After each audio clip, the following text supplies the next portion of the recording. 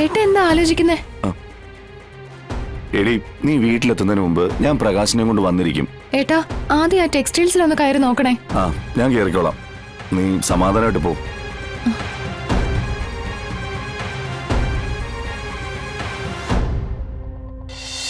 നമ്മുടെ മുന്നിൽ ചിരിച്ചും കളിച്ചും പോകുന്നവരെല്ലാം യഥാർത്ഥ ജീവിതത്തിൽ മറ്റാരൊക്കെയോ. അത് രാഘവേട്ടൻ മനസ്സിലാക്കണം. ഇനിയെങ്കിലും കാര്യങ്ങൾ സ്വയം മനസ്സിലാക്കി ജീവിക്കണം. ഇല്ലെങ്കിൽ കൈവിട്ടു പോകുന്നത് സ്വന്തം ജീവിതം തന്നെയാ. തീർന്നോ നിന്റെ സാരോപദേശം?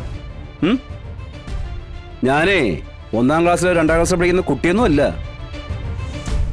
എനിക്കറിയാം എങ്ങനെ ജീവിക്കണമെന്ന്. പിന്നാലെ നടന്നേ ഇങ്ങനെ ഓതിത്തരണമെന്നൊന്നുമില്ല. ശരി, നിങ്ങൾ നിങ്ങളുടെ ഇഷ്ടമുള്ള രീതിയിൽ ജീവിക്ക്. എന്നാലും എനിക്കെന്റെ കടമ നിർവഹിക്കാതിരിക്കാൻ പറ്റില്ലല്ലോ. ചോറെടുത്ത് വെച്ചിട്ടുണ്ട്. അതിപ്പോ ഞാൻ എന്താ ചെയ്യണ്ടേ? കുഴിവെട്ടി അങ്ങ് മൂട്. എനിക്ക് വേണ്ട. എനിക്ക് എന്റെ മോനും മരുമോളും ഒക്കെ വേണം. ഇനി അവർക്ക് പേരുന്ന ഞാൻ ഭക്ഷണം കഴിക്കുന്നുള്ളൂ. മരുമകള്, അവളെ കുറിച്ച് ഒരു അക്ഷരം ഇവിടെ പറഞ്ഞു പോകരുത്. ഇതിന് മാത്രം ദേഷ്യം വരാനേ ശാലിനി നമ്മളോട് എന്ത് തെറ്റായത്? അവളുടെ പേര് ഇവിടെ പറയരുതെന്നല്ലേ പറഞ്ഞത്? നമ്മുടെ മോനെ കൊന്നവളവള്. നമ്മുടെ മകന്റെ ജീവിതം തകർത്തവളവള്. അവളുടെ സർവനാശം കാണാതെ ഇനി എനിക്ക് ഉറക്കമില്ല. ഭാമേ, നീ എന്തൊക്കെ ഭ്രാന്തായി വിളിച്ചു പറയുന്നേ? വിഷ്ണുവിനെ ആര് കൊന്നാ നീ പറയുന്നേ? ജീവനോട് നടക്കുന്ന നമ്മുടെ മോനെ പറ്റിയാണോ നീ വിട്ടുത്തോക്ക് വിളിച്ചു പറയുന്നേ? രാഘവേട്ട, സ്വയം വിഡ്ഢിയാകുന്നതും അവഹേളിക്കപ്പെടുന്നതും നിങ്ങളാ മനുഷ്യ. നിങ്ങൾ വിഷ്ണു എന്ന് വിളിച്ച് പിന്നാലെ നടക്കുന്നവൻ നമ്മുടെ മോൻ വിഷ്ണു അല്ല. അവൻ മരിച്ചു. എന്നേക്കുമായി അവൻ നമ്മളെ വിട്ടുപോയിന്ന്. അത് നിങ്ങളൊന്നും മനസ്സിലാക്ക്. ഇല്ല, വചനം പറയല്ലേ. ഭാമേ, നീ എന്തിനാ ഈ നട്ടാക്കുരുക്കുന്ന നുണയൊക്കെ പറയുന്നേ? ഇങ്ങനൊക്കെ പറയുന്നോണ്ടേ നിനക്ക് എന്താ കിട്ടുന്നേ? ജീവിച്ചിരിക്കുന്ന മോനെ കൊന്നെന്ന് നീ പറയുന്നതേ ശാലിയോടുള്ള നിന്റെ വൈരാഗ്യം കൊണ്ടാ. ദേ, അവളോടുള്ള പക കൊണ്ടാ നിന്നെ കൊണ്ട് ഇങ്ങനെ പറയിപ്പിക്കുന്നേ. ഭാമേ, പിന്നെ നീ എത്രയും പെട്ടെന്നേ ഒരു ഡോക്ടറെ കാണണം. അത്യാവശ്യമാ. നിന്റെ തലയ്ക്ക് എന്തോ പറ്റിയിട്ടുണ്ട്. ഇല്ലെങ്കിൽ നീ ഇങ്ങനെ പിച്ചുമ്പയും പറയത്തില്ല ഭാമേ. ഇത് കൂടിയാലേ നിനക്ക് നല്ല മുഴുത്ത ഭ്രാന്തായിട്ട് വരും. ആൾക്കാർ കല്ലെറിയേ നിന്നെ ഭ്രാന്തിന്ന് വിളിക്കും. ഈശ്വര, ഈ മനുഷ്യനെ ഞാൻ എങ്ങനെയാ സത്യാവസ്ഥ പറഞ്ഞ് മനസ്സിലാക്കുന്നത്? രാഘവേട്ട, വിഷ്ണു എന്ന് പറഞ്ഞ് വിളിച്ചോണ്ട് നടക്കുന്നവൻ നമ്മുടെ മകൻ വിഷ്ണു അല്ല. അത് ശിവനാണ്. മാണിക്കോത്തെ മഹേന്ദ്രന്റെ മകൻ ശിവൻ.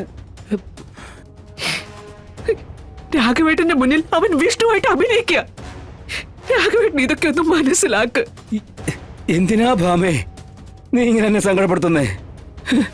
നമ്മുടെ മോൻ വിഷ്ണുവേ, അവൻ മരിച്ചിട്ടൊന്നുമില്ല. എന്റെ ഒപ്പം ഉള്ളതേ നമ്മുടെ മോൻ വിഷ്ണു തന്നെയാ.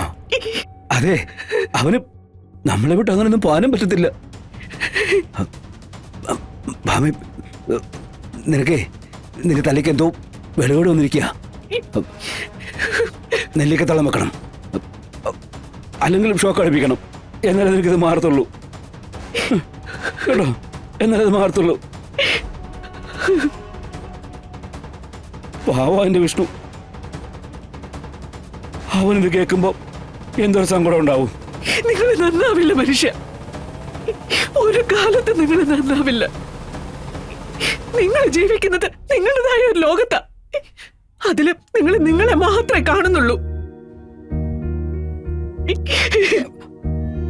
ഭാമേ, ഈശ്വര, നീന്റെ എല്ലാവരും പറയുന്നേ നമ്മുടെ വിഷ്ണു മരിച്ചിട്ടില്ല. അവൻ മരിച്ചിട്ടില്ല. എന്റെ മോൻ അങ്ങനെ മരിക്കാനുള്ളൊന്നും അല്ല.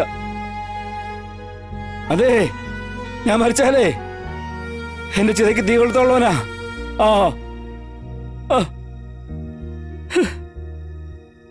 അവനോട് പോയേക്കുവാ. അവനെ വിളിച്ചു വരുത്തണം. അതങ്ങനാ? അവനെങ്ങനാ എങ്ങനെയാ വരുന്നത് ഇങ്ങോട്ട്? ഇതിലെ അമ്മയുടെ സ്വഭാവം. പിന്നെ ഈ പടി കയറാനൊക്കുവോ? അവൻ തോന്നത്തില്ല. ആ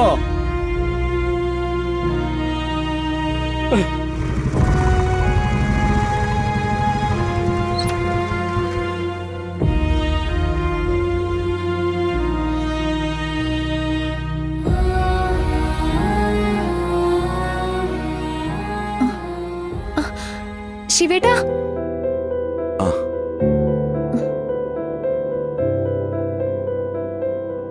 പ്രകാശ് എന്നെ ഇവിടെ ഇരുത്തിട്ട് ഇപ്പൊ വരാന്നും പറഞ്ഞു പോയതാ. ഇതുവരെ കണ്ടില്ല. പോയിട്ട് ഒരുപാട് നേരമായി. ആ എടി, എന്തെങ്കിലും എമർജൻസി വന്നിട്ടുണ്ടാവും. നീ മൊബൈലിൽ വിളിച്ചില്ലേ? ഫോൺ ദേ ഇവിടെ വെച്ചിട്ടാ പോയത്. ഫോൺ കയ്യിലുണ്ടായിരുന്നെങ്കിൽ കുഴപ്പമില്ലായിരുന്നു. അപ്പൊ തീർച്ചയായിട്ടും എന്തെങ്കിലും എമർജൻസി സിറ്റുവേഷൻ വന്നിട്ടുണ്ടാവും. ആ അവനൊരു ഡോക്ടറല്ലേ. എന്നെ രക്ഷിക്കാൻ വന്ന പോലെ ആർക്കെങ്കിലും ഒരു സഹായത്തിനായിട്ട് പോയതാണെങ്കിലോ? എന്നാലും ഇത്രയും സമയം ആയതുകൊണ്ട് ആ അങ്ങനെയൊക്കെ ചിന്തിച്ച് നീ വെറുതെ മനസ്സ് വിഷമിപ്പിക്കണ്ട. അവനിങ്ങ് വന്നോളും. നമുക്ക് രണ്ടുപേർക്കും കൂടി ഒന്ന് അന്വേഷിച്ചു പോയാലോ? അതിനൊക്കെ ഞാൻ പോയിക്കോളാം. അതിനാണല്ലോ ഞാൻ വന്നത്. തൽക്കാലം നീ വീട്ടിലേക്ക് പോ. ഞാൻ വേണമെങ്കിൽ ഓട്ടോ പിടിച്ചു തരാം. ഏട്ടാ, അത് വേണ്ട. ഞാനും കൂടെ ഏട്ടനൊപ്പം വരാം. അങ്ങനെ വന്നിട്ട് എന്ത് ചെയ്യാനാ? ഞാൻ പോയി നോക്കിക്കോളാം. പ്രകാശിനെ കൊണ്ടേ ഞാൻ വീട്ടിലേക്ക് വരും. അതുപോലെ ചന്ദ്ര ഒറ്റയ്ക്കിരുത്തിയിട്ട് അവനങ്ങനെ പോകുന്നല്ലോ. അവൻ പെട്ടെന്ന് വരേണ്ടതാണല്ലോ. അപ്പൊ എന്തോ കാര്യമുണ്ട്.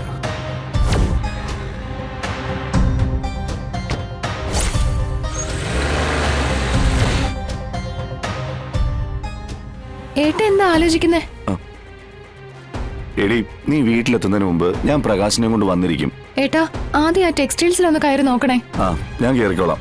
നീ സമാധാനമായിട്ട് പോ.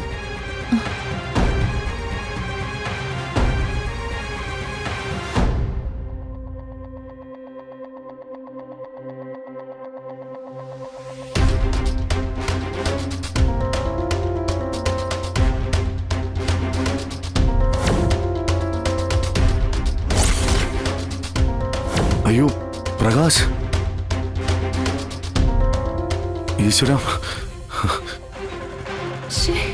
എന്നാലും ഈ പ്രകാശത്ത് എവിടെ പോയി?